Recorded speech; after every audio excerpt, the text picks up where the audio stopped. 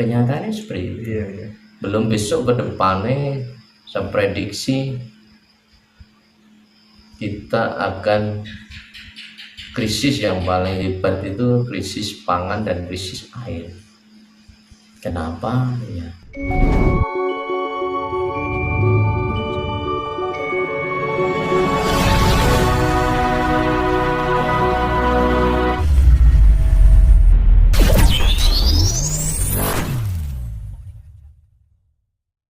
Konteks-konteks yang paling mudah diingatkan kepada masyarakat, kalau saya mengingatkan gini, seharusnya kalau masyarakat atau bangsa Indonesia atau bahkan masyarakat dunia mau belajar spiritual ini kan sebenarnya tidak mengganggu agama karena spiritualnya mengacu pada kesadaran diri. Misalnya jangan pakai ritual yang meyakini dalam konteks teologi Islam yang tetap menjalankan Islam tapi dengan kualitas spiritual yang lebih murni. Jadi Islam yang akan dijalankan ya Islam yang kafah atau Islam murni. Misalnya jenengan kejawen sama. Tapi konteks ini kadang dipelintir sedemikian rupa akan menjadi letupan-letupan yang dipelihara oleh kepentingan-kepentingan elit, kepentingan-kepentingan tertentu untuk melanggengkan satu kepentingan. Padahal inti dunia sama. Konteksnya adalah ya dalam konteks film Avatar dulu itu kan ya negara api itulah ya mengatasnamakan modernisasi.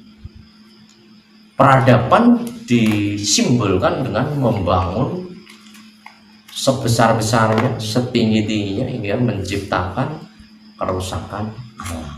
Dan ini terjadi sekarang di negara kita. Ya, terjadi sekarang ini termasuk kerusakan lingkungan. Itu dimensinya kan masih di level dimensi tadi. Iya.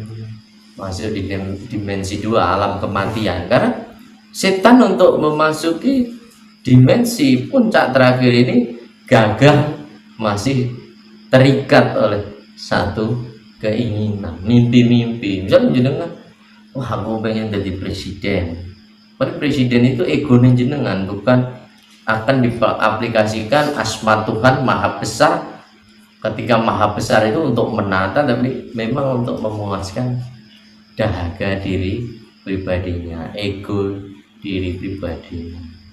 Ya terjadilah yang sekarang ini. Saya katakan ilmu kesepuan pun ketika dibedah hanya melahirkan teoritis yang dipelajari anak-anak muda hanya sekedar tahu untuk berdebat tapi bukan untuk diaplikasikan. Kenapa lemah? Karena lemah karena dia tidak melalui proses lelaku. Kalau melalui proses lelaku kan melalui hambatan. Kalau di bahasa Jawa itu ilmu ketemune kanthi laku. Ilmu, laku, lakon, wahyu. Ilmu saja tanpa lelaku akan menjadi sarjana-sarjana pinter sih teoritisnya. Tapi tidak mengkonstruksikan satu gagasan itu benar-benar nanti menjadi teladan di tengah masyarakat. Ilmunya sih oke, pangkatnya sih oke, doktor, profesor doktor, S1 S2, aku S2 SD SMP. Nah akhirnya menjadi gersang. Ilmu hanya tinggal ilmu laku. Ilmu itu harus dimatangkan dengan laku. Laku itu tindakan. Lakon ini mematangkan tindakan, membersihkan tindakan agar lebih konkret, lebih matang dilakukan dengan lakon. Lakon itu mungkin nek cara bahasa kuno dengan nek cara torekot kuno yo dimatangkan dengan banyak tirakat, membersihkan diri sebersih-bersihnya agar tidak terikat daging kita, wajah kita, pemujaan kita yang berlebihan. Mungkin dalam konteks kesucian itu sulit kalau di dunia, tapi pemikiran ini dilahirkan berarti orang tetap harus belajar mencapai ke tahapan puncak. Wong enek bahasane berarti enek lakone gitu, ada pencapaian. Orang yang melahirkan bahasa sekelas Siddhartha, sekelas Muhammad, sekelas Yesus pasti itu melalui tahapan-tahapan lelaku, ilmu, laku, lakon, melahirkan wahyu. Wahyu ini konsep yang diterjemahkan dalam kenyataan, melahirkan. Jadi ibaratnya jenengan aku itu secara gaib, aku menabung itu mobil gitu. Itu kan masih bersifat ilusi, angan-angan. Tapi secara fisiknya jenengan nabung serius tuku mobil tenan, itu kan berarti wahyu itu muncul. Misalnya konsep Pancasila. Pancasila akan benar-benar terwujud ketika pemikiran-pemikiran Pancasila benar-benar dijalankan, bukan hanya sekedar kertas. Kalau kertas kosong kan sama saja ketika jenengan sekolah tinggi, teorinya sih selangit, tapi apa yang gue kerjakan, apa yang gue perbuat untuk masyarakat. Maka saya termasuk bagian tengah menahan keseimbangan, kasepuan-kasepuan yang dinaikkan atau dibikin vlog seperti ini, itu juga saya melihat tidak melahirkan hal-hal yang lebih baik, hanya ditangkap sekedar teori-teori yang orang itu lemah untuk mengaplikasikan tindakan. Dia malah terbunuh. Atau kalau ini bagian dari program energi alam yang disebut kegelapan, mungkin jenengan yuk termasuk bagian dari proses pendangkalan untuk menguatkan kegelapan itu sendiri. Sangat unik loh. Nah, cara aku pikir ini ini termasuk aku keladuk ini. Tapi ya harus ada toh yang berani berpikir seperti itu. Nanti yuk gak usah dipotong biar ada keseimbangan juga kan. Kenapa? Karena ruang yang kosong itu saya harus menggenapi. Kalau saya tidak menggenapi, semua orang lurus seperti pemikiran adalah kebenaran, siapa nanti yang akan menjadi penyeimbang? Betul. Contoh gini, saya sebagai penggerak aktivis lingkungan, saya kan nggak mungkin mendapatkan materi dari ini, hanya satu panggilan alam bahwa saya mencintai lingkungan, mencintai alam. Saya harus bergerak, ikut ambil bagian untuk menyuarakan. Saya tahu pasti saya kalah, karena yang kita lawan adalah sebuah kekuatan yang sangat besar, korporat besar yang mengatasnamakan untuk sebuah pembangunan. Padahal membangun gunung wis apik-apik gunung, nah, dalam bahasa Samin mbok sing sawah ajeg sawah, sing gunung ajeg gunung, sing banyu ajeg banyu. Nah, hanya untuk demi pembangunan gunung pun dipindah ke kota. Terus akhirnya terjadi ketidakseimbangan. Kalau di dalam bahasa spirit, misalnya ini disamar-samar no sidik, ya pasti ada dampak lah. Misalnya itu leluhur nanti pakai janji, cuma saya kalau menarik karena itu agak kurang ilmiah nanti itu aku koyok spiritual wong biasa wae kan. Enggak, saya akan mengacu pada sudut pandang yang mudah dipahami masyarakat, tapi itu menjadi tolak ukur pemercik pemikiran. Kalau saya ini jenengan tulan kesini tak anggap sebuah takdir. Hari ini saya harus mengatakan perkataan yang memang Tuhan harus diwakilkan kepada saya untuk saya katakan. Ya saya katakan. Kenapa? Ya kan menggenapi yang tidak ada, yang kosong. Kalau semua orang berpikir bahwa yang banyak adalah kebenaran, kita akan terseret pada fenomena saat ini. Contoh, kebenaran suatu saat orang akan kecewa gini loh Mas.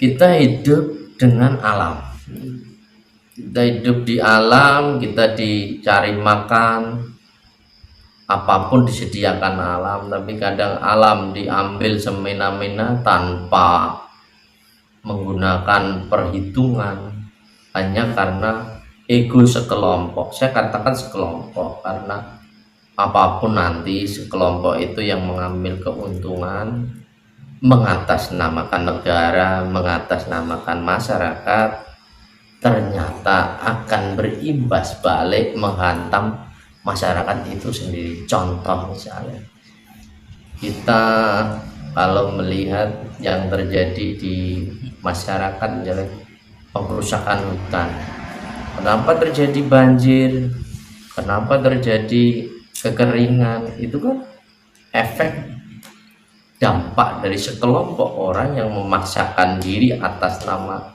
investasi, atas nama untuk membangun negara, tapi kenyataannya aplikasinya di tengah masyarakat justru merugikan orang-orang. Tapi bahasanya tetap meminjam, ini adalah untuk rakyat, ini demi rakyat, ini untuk negara. Walaupun saya ini termasuk bukan orang yang anti pembangunan, tapi bagaimana membangun yang berkelanjutan, bagaimana membangun yang seimbang. Membangun yang berkelanjutan itu kan ruang-ruang yang memang dirusak harus dikembalikan kembali untuk ditanami atau ditata kembali, sehingga suatu saat kembali lagi anak cucu ini menikmati, bukan segelintir dikuras yang mendapat segelintir orang yang dampaknya semua orang. Kenyataannya seperti itu. Belum besok ke depannya saya prediksi kita akan krisis yang paling hebat itu krisis pangan dan krisis air. Kenapa? Ya, kalau orang berlomba-lomba mendewakan uang gak orang gak cekek apa aja. Tapi sekarang Gusti Allah kan jadi uang. Akhirnya di suatu saat bagaimana alam akan menghukum bahwa harta emas perak tidak berguna, besok malah sing genten bakalan nangis perkara banyu, perkara lingkungan, perkara udara. Apakah kemudian itu tidak bisa ada tindakan preventif supaya hal itu tidak terjadi begitu, terus kira-kira? Kan spiritualnya bangkrut, Mas. Orang mencuri spiritual hanya untuk berjualan, bukan untuk dijalankan. Bahkan institusi nyuwun sewu, institusi di masing-masing lembaga agama sekalipun tidak mendukung hal-hal yang bersifat kepentingan global. Kenapa? Mungkin cari aman, cari makan, hanya mementingkan kelompok, golongan. Dia tidak berpikir secara universal. Apakah tidak ada tindakan? Kalau tindakan secara eta-eta berpura-pura ya ada, tapi misalnya penanaman hutan, kan nyatanya hutan gagal ditanami, bukan malah hutannya tambah hijau soyo, kan malah soyo habis loh. Jari ini kan program penanaman hutan sering digembor-gemborkan penghijauan, tapi kenyataannya kan gagal. Kalau menurut pandangan saya, kalau ini didengarkan, mungkin banyak juga nanti yang mendengar, atau mungkin bagian dari tugas saya kan pematik, Mas. Pematik itu membakar. Dari percikan ini mungkin jadi inspirasi, penggerak, baik yang bergerak di spiritual, baik yang bergerak di politik, baik yang bergerak di seni, budaya, pendidikan, institusi apapun, tergerak untuk merubah cara pandang bagaimana membangun yang berkesinambungan, membangun yang ramah lingkungan. Inti dari dasar pemikiran itu kan sederhana sebenarnya. Membangun itu iso kan dapat materinya adem ayem, lingkungannya gak rusak, masyarakatnya rukun, coro enek pangan rezeki yuk dipangan bareng-bareng.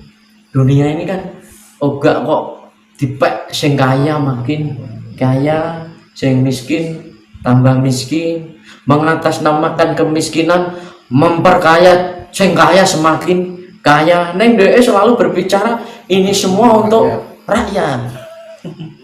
Berani nggak orang-orang spiritual bahwa lompatan berpikir spiritual itu berani mengungkapkan yang hak adalah hak, yang batil adalah batil. Walaupun pada titik koma loh mas, titik koma, kalau manusia yang masih berbadan wadah nggak suci, tapi kan dalam etika filsafat wong Jawa ngono yo ngono neng ojo ngono.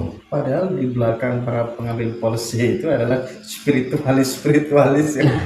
Bahkan pedok-pedok spiritualis membantu sekali. Misalnya contoh di suatu lahan yang sangat angker misalnya, pasti bukan orang spiritualis, sebenarnya dukun atau supranaturalis itu mengambil bagian, wes itu tak